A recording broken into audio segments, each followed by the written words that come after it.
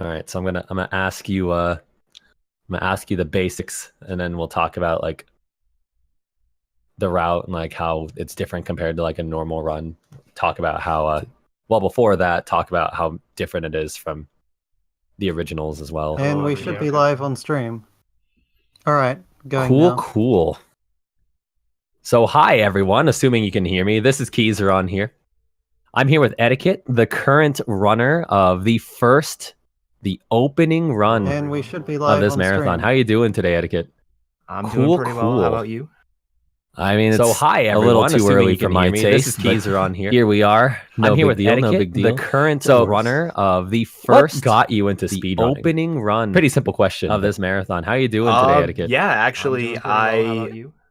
when I was in I high mean, it's school, a little too early for my all taste, those but years ago, here we like are. 10 at this No point, big deal, no big deal. I So, was really big into Guitar Hero and liked the concept of playing a single player game competitively. And then at some point I found SDA in like 2013, watched a couple of GDQs, and then from then on, I basically been doing it ever since.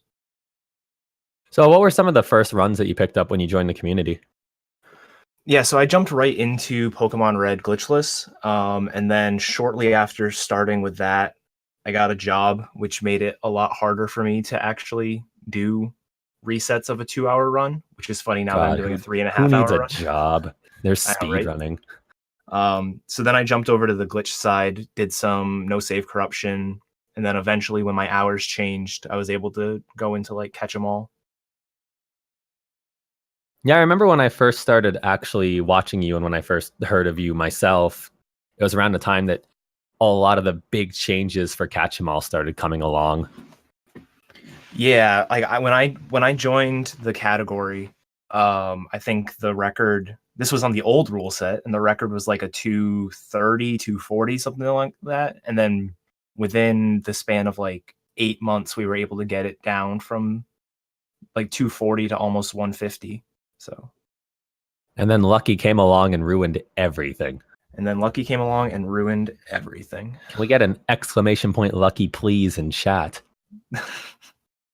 Anyway, so you're going to be running Omega Ruby Alpha Sapphire round 2 this time around. So Yep.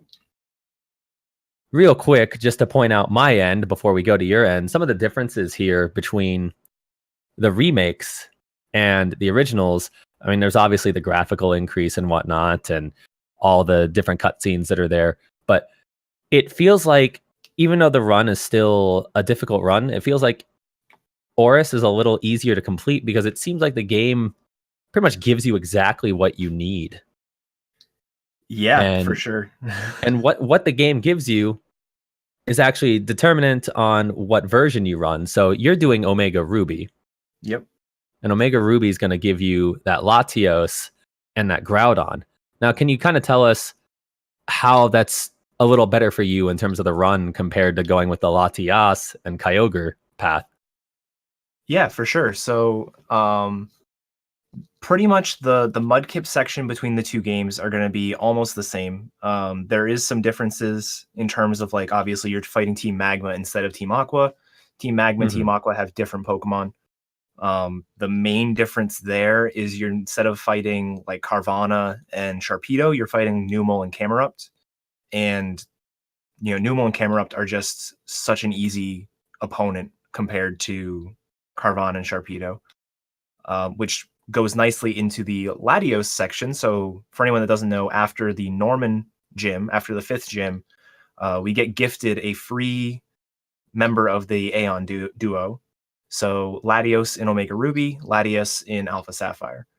Latios is a stronger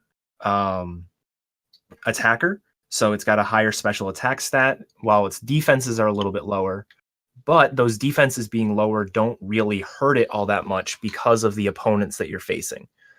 And so that extra special attack boost, like a perfect, absolutely perfect Latios or Latias with 31 IV plus special attack nature, is just a little bit worse than the best neutral natured Latios, to put it into perspective.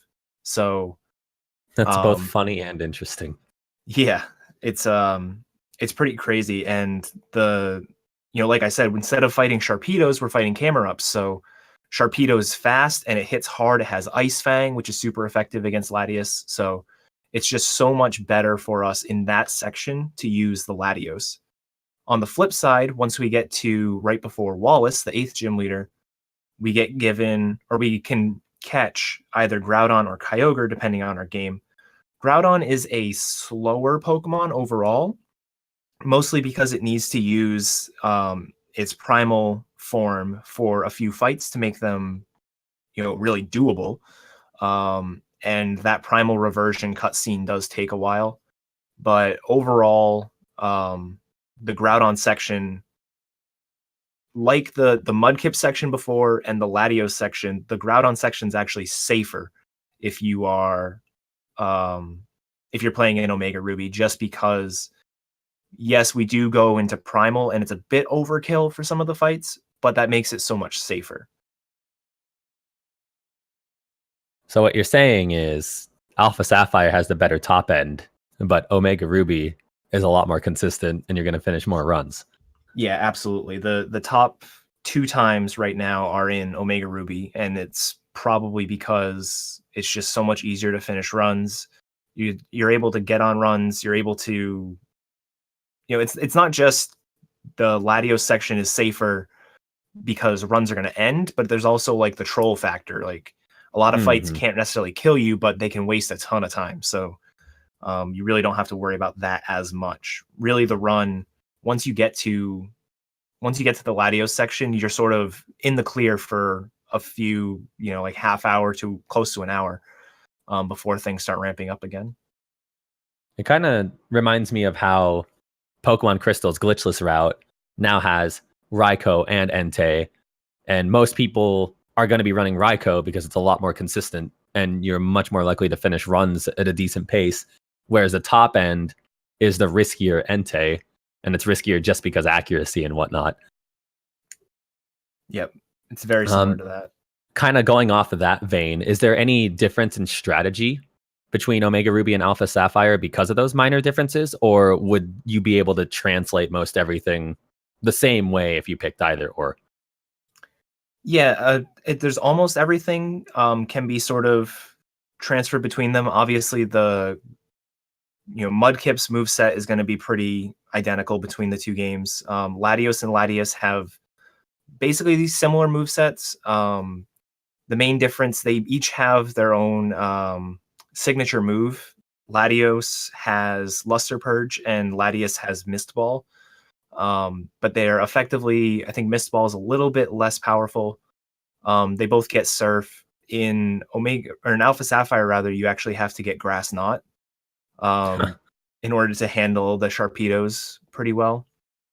And then obviously in the Kyogre Groudon section, your movesets are completely different. You're going purely physical or purely special with Kyogre, and then with Groudon, you're actually doing a mix of physical and special throughout the Elite Four. So there's that difference. There's also one of the differences in the Mudkip section that actually makes it nicer in Alpha Sapphire is Team Magma always has the Coughing line, while Team Aqua has the Grimer line.